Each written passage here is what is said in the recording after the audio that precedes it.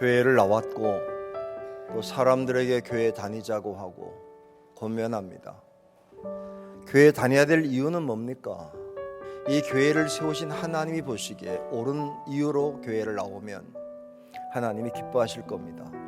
잘 왔다, 이 말을 들어야 됩니다. 오늘 36편입니다. 36편부터 41편까지는 다시 읽어보면 시편을 다시 읽는 느낌입니다. 시편 1편부터 조금 한 단계 높인 깊이를 담은 시로 바뀌게 됩니다. 성경은 이런 얘기입니다.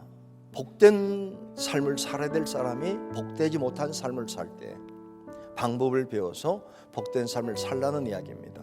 하나님이 모세에게 이렇게 말씀하시죠. 여호와는 내게 복을 주시고 너를 지키시기 원하며 여호와는 그의 얼굴을 내게 비추사 은혜 베푸시기 원하며 여호와는 그 얼굴을 내게로 향하여 드사 평강 주시기를 원한다.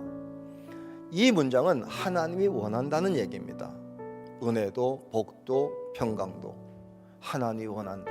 오늘 하나님이 여러분에게 말씀합니다. 왔니? 왔습니다. 왜 왔니? 복 받으려고요. 그래, 내가 원한다. 그러면서 이렇게 말합니다. 내가 원하는데 방법도 알려줄게. 그게 뭔지 아십니까? 내가 하나님의 사람을 통해 말씀을 줄 때 그걸 들어 순종하면 들어가도 복을 받고 나가도 복을 받는데, 순종하지 않으면 들어가도 저주받고 나가도 저주받고. 복은 손뻔하겠는데 너가 결정해. 오늘부터 41편까지는 그 시편 1편을 조금 더 풀어주고 끝내는 게 1권입니다.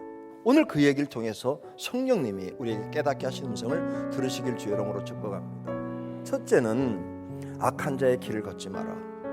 1편에서는 말합니다. 따라가지 마, 이렇게 말하지만 오늘은 조금 더 적극적으로 말합니다. 너가 악한 사람이 되지 마. 그러니까 미련한 사람은 남의 따라가다가 같이 망합니다. 아니, 아무리 친해도 망하는 길은 따라갈 거 없습니다. 축복받는 길에 와서 악한 자가 되지 말라는 거예요. 그 악한 자가 뭔지를 간단하게 설명합니다. 말로 거짓말을 해. 근데 거짓이라는 게 이런 겁니다. 거짓은 거짓인데 거짓이 아는 걸 잘못 듣고 얘기해도 거짓이 됩니다. 그러니까 이걸 말하는 자체는 악인이 되는 겁니다. 근데 성경은 이런 겁니다. 악한 것을 생각하고 말한 것도 문제인데 왜 그걸 들고 정죄하러 돌아다니니? 그거 하지 말라는 겁니다. 근데 이게 왜 문제냐면 그 사람이 다닐 때마다 위협적입니다. 힘 있어 보입니다. 그래서 그 짓을 하는 겁니다. 같이 있기만 해도 힘 있는 것처럼 보여서 그 자리에 서 있게 되는 겁니다. 근데 성경은 말합니다. 그거 하지 마. 악한 거야. 따라가지 마. 어떤 행동하든지 하나님 옆에서 보고 계십니다. 얘는 왜 이럴까? 근데 오늘 우리 주님이 이 말씀을 줄 때 너 그거 하지 마, 하지 마 이렇게 하려고 준 건 아닙니다. 해 이런 겁니다. 뭘 해야 됩니까? 주님 바라봐. 그러니까 교회 올 때마다 주님 바라보는 훈련을 하십시오. 악한 자가 끊임없이 공격할 때 그 사람 보고 겁먹지 말라는 겁니다. 그때 해야 될 게 뭐냐? 인자하신 하나님을 바라봐.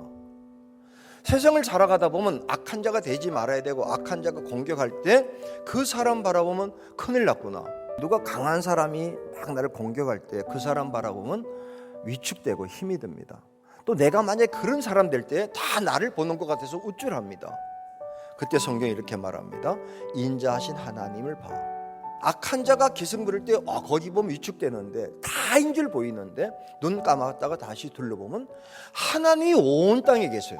땅과 거기에 충만한 것과 세계와 그 가운데 사는 자들은 다 여호와의 것이다. 세상에 하나님 충만한다는 거예요. 충만한 하나님 우리를 노려보는 게 아니고 인자한 눈으로 본다는 겁니다. 가늠하다 끌려온 여인이 돌을 맞이는 순간에도 주님은 그 자리에서 인자한 눈으로 보시는 주님이세요. 그래서 주님 바라보라는 거예요.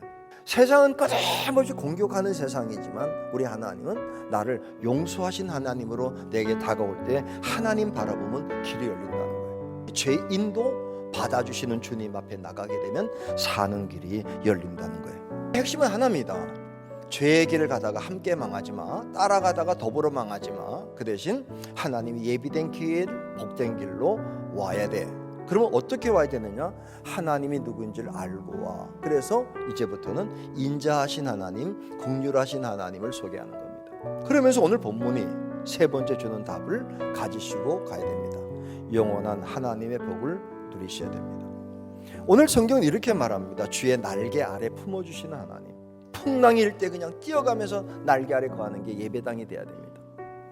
그런데 오늘 성경이 우리에게 주는 중요한 말씀이 뭐냐? 피한 곳이 산성입니다. 피하여 간 겁니다. 살려고 간 겁니다. 산성. 그럼 산성은 어떤 곳입니까? 한마디로 말하면 됩니다. 안전입니다. 들어간 순간 거기서는 부족해집니다. 산성은 안전하지만 부족한 곳입니다. 근데 성경은 이렇게 말합니다. 하나님이 만든 산성은 안전한데 풍족하답니다. 근데 문제는 뭐냐?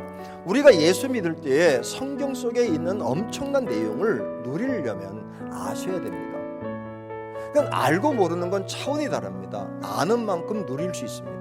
예수를 믿으면서도 예수 믿고 얻을 수 있는 복이 뭔지를 몰라서 못 구할 때가 많아요. 시선 관리예요. 시편은 이때 누굴 볼래? 나를 볼 수 있겠어? 이렇게 물어보는 거죠.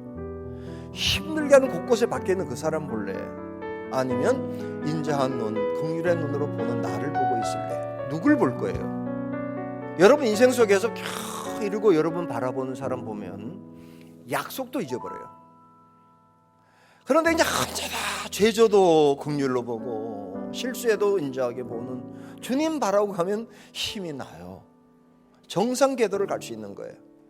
그래야지 나중에 내가 내 자녀들에게 주님만 바라보고 살아 이렇게 말할 수 있는 거란 말이에요. 오늘 결론은 그겁니다.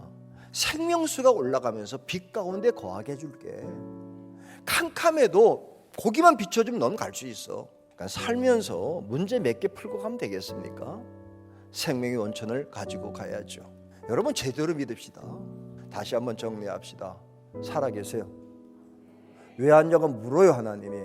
그때 노골적으로 말하세요. 복 받고 싶어요.